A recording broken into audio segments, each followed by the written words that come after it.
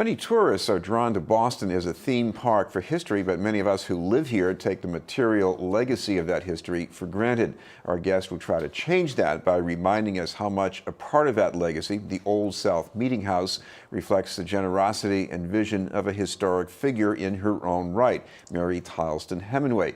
We'd like to welcome the person bringing her to life in a performance on June 1st, the founder and artistic director of History at Play, Judith Kalaora. Thank you very much for being with us, Judith. Thank you for having me. I want to start with the Meetinghouse because so many of us walk by it, we don't pay attention most of the time, but why is this place so important? Well, the Old South Meetinghouse was constructed in 1729. It was a Puritan church, and during the years leading up to the American Revolution, this was the meeting house where Samuel Adams and other members of the Sons of Liberty gathered together on the evening of the Boston Tea Party. So its greatest claim to fame is really being the site where one of the greatest acts of civil disobedience was launched from. But there's so much more that happened after that. You know, every year on the anniversary of the Boston Massacre, they would have ceremonies where some of the great members of the Sons of Liberty would make speeches that really impassioned people to remember these martyrs and these people who suffered for our cause of independence. And then as time went on, and when the British occupied Boston, they actually took over Old South and they used it as a riding stable. And it really was heavily damaged. Washington came and looked over the church and he said, "This is what they do to a place of worship." So it really was heartbreaking for the city, and it never really rebounded from that. After the Revolution, when they started to fill in the Back Bay area, a new site for the New South Church, which is, of course, across the street from what we have Trinity Church today on Copley Square, that became more sought after. This church building kind of went into disrepair. It was used by the U.S. Postal Service for some time, but the new owner wanted to demolish it until a stay of demolition. It was the first building to have a stay of demolition in all of the United States of America.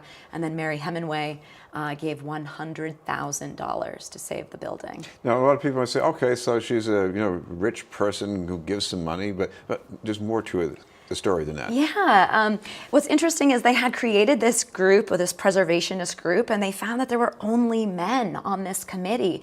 And they actually reached out to Mary Hemingway, knowing that she was very involved in the community. She was a philanthropist. And they said, we need women involved in this. And women are very passionate about their community. They're very socially active. And even that was burgeoning at that time. So Mary becomes one of the Boston 30, I believe they're called, the Boston 30 women who become these active preservationists, and they really are devoting their time and their social ties to saving some of Boston's greatest landmarks. Well, she wasn't just a fancier of historic building. I mean, she supported education. She was very interested in Native American history. Yes, yes. So, and she also really mandated that if Old South was going to continue on as a museum, which it was, that there be programs for youth, that there be sermons. She loved sermons, and she actually bought up every sermon that a preacher gave that was put into publication. And she wanted these types of programs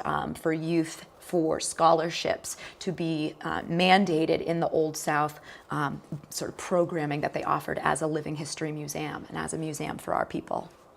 We're on BNN News, and we're talking with the founder and artistic director of History at Play, Judith Kalaora. Judith, you've described why she's important, but you're trying to bring history to life. So how do you bring her to life exactly? What do you think of? So this is an interesting program in that we are actually bringing a Downton Experience to Downton Abbey. Like Downton Abbey. So the beloved television show Downton Abbey, which people have gone they've sought after it in its conclusion of the series. We felt there was a need. So in 2014, I created this program that's very site specific. So wherever we perform a Downton Experience, we personalize it to the venue where we are performing. So not only do you have the characters of Downton Abbey coming to life around you, celebrating some of your most favorite parts of the TV series, but we work in a preservationist aspect to the story where the Abbey, or the estate, in this case, Old South Abbey for the Old South Meetinghouse,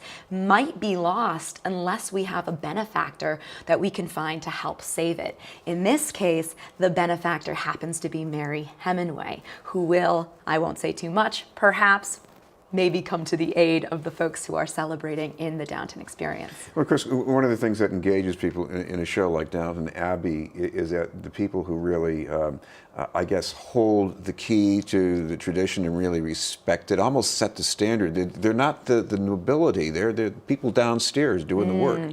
Yeah, Edwardian England has such a strange set of rules that the upstairs and the downstairs have to follow. So we bring some of the most comedic and the most sensitive aspects of that dynamic to our performance, where you do have members of the family. The audience is also encouraged to participate by wearing clothing from that attire, wearing attire from that period, and also they get to have some audience roles where they will participate in the program themselves. So it's a very interactive event. There's dinner theater as well, aspect to it. So the people are kind of falling into the place that these upstairs, downstairs roles would take in the Edwardian England atmosphere. But we get to do it right here in Boston. We should mention with a little hint about the recommended age levels. We don't want to be over their heads too much. No, I think it's an all ages performance.